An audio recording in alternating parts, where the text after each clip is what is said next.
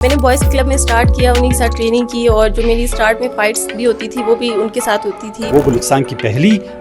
Boxer ہیں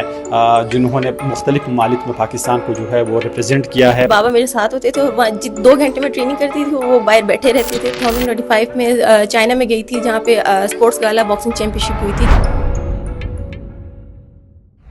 جی بالکل، جہاں پر ملک میں 14 اگست کی تیاریاں جو ہے اس وقت زور و شور سے جاری ہے، کامیابیوں کا جو ہے مہینہ ہے، تو وہیں پر اس 14 اگست کی مناسبت سے جو ہے میں آپ کو بلوچستان کی پہلی باکسنگ جو خاتون پلیئر ہیں ملائکہ سے میں آج ملوا رہا ہوں۔ ملائکہ اس وقت ہمارے ساتھ موجود ہے، مزید ان کی جرنی کے حوالے سے جانتے ہیں کہ بلوچستان میں جو ہے ایک ٹرائبل سوسائٹی ہے ہماری، یہاں پر خواتین کو جو ہے وہ اتنا آگے نہیں آتی ہے، چاہے وہ جو بھی شعبہ ہو، لیکن سپورٹس کے شعبے میں اور بلوچستان سے وہ تعلق رکھتی ہے، اور وہ بلوچستان کی پہلی باکسر ہیں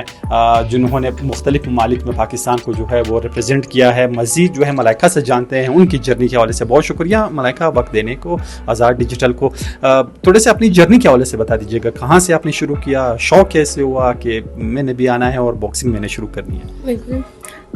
بسم اللہ الرحمن الرحیم۔ میں جب چھوٹی تھی، میں 9 سال کی تھی، میں نے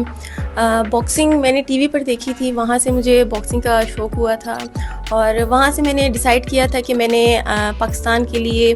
کچھ کر کے دکھانا ہے۔ اور جب میں نے بابا سے اپنے شوق کا اظہار کیا تو انہوں نے مجھے سپورٹ کیا، اور بہت خوش ہوئے وہ کہ میری بیٹی اور آگے آنا چاہتی ہے، تو انہوں نے مجھے بوائز کے کلب میں ایڈمیشن کروایا، کیونکہ میں بلوچستان کی فرسٹ فیمیل باکسر تھی۔ تو یہاں پر بوائز کے کلب تھے بٹ گرلس کے لیے کوئی علیحدہ سے کلب نہیں تھا۔ میں نے بوائز کے کلب میں اسٹارٹ کیا، انہیں کے ساتھ ٹریننگ کی، اور جو میری اسٹارٹ میں فائٹس بھی ہوتی تھی وہ بھی ان کے ساتھ ہوتی تھی، اور ان کو ہرا کے پھر میں نے بلوچستان میں اپنا نام بنایا۔ پھر اس کے بعد نیشنل لیول پہ میں نے کھیلا پاک آرمی بلوچستان کی طرف سے، پھر میں نے پاک آرمی ڈپارٹمنٹ جوائن کیا، پھر میں نیشنل چیمپئن بنی، اور اس کے ساتھ ساتھ میں انٹر ڈپارٹمنٹ چیمپئن ہوں، اور پاکستان میں ابھی تک الحمدللہ انڈیفیٹڈ ہوں۔ اس کے بعد انٹرنیشنل لیول میں 2025 میں چائنا میں گئی تھی جہاں پہ اسپورٹس گالا باکسنگ چیمپئن شپ ہوئی تھی، جس میں 36 ممالک کی ٹیموں نے حصہ لیا تھا، اور وہاں سے میں نے پاکستان کے لیے برانز میڈل جیتا تھا، اور اب میری کوشش یہی ہے کہ اسی طرح میں اپنی کامیابیوں کا سلسلہ آگے بھی جاری رکھوں۔ تو بینگ گرل باکسنگ میں آنا کتنا مشکل تھا؟ سپورٹ کس کی طرف سے تھا؟ بالکل، جب میں نے باکسنگ اسٹارٹ کی تھی تو لوگوں کی طرف سے جو ریئیکشن تھا، کیونکہ میں بوائز کلب میں ٹریننگ کرتی تھی، جو وہاں سے گزرتے تھے لوگ باہر سے دیکھتے تھے، وہ ایک عجیب نظر سے دیکھتے تھے کہ مطلب لڑکی اور لڑکوں کے کلب میں آ کے ٹریننگ کرنا۔ لیکن اس میں مجھے بہت اچھا ایک بینیفٹ تھا کہ میرے بابا میرے ساتھ ہوتے تھے، اور وہاں 2 گھنٹے میں ٹریننگ کرتی تھی اور وہ باہر بیٹھے رہتے تھے، تو وہ مجھے سپورٹ کرتے رہتے تھے کہ آپ نے یہاں سے سننا ہے اور یہاں سے نکال دینا ہے، کسی کی بات کا مائنڈ نہیں کرنا، کیونکہ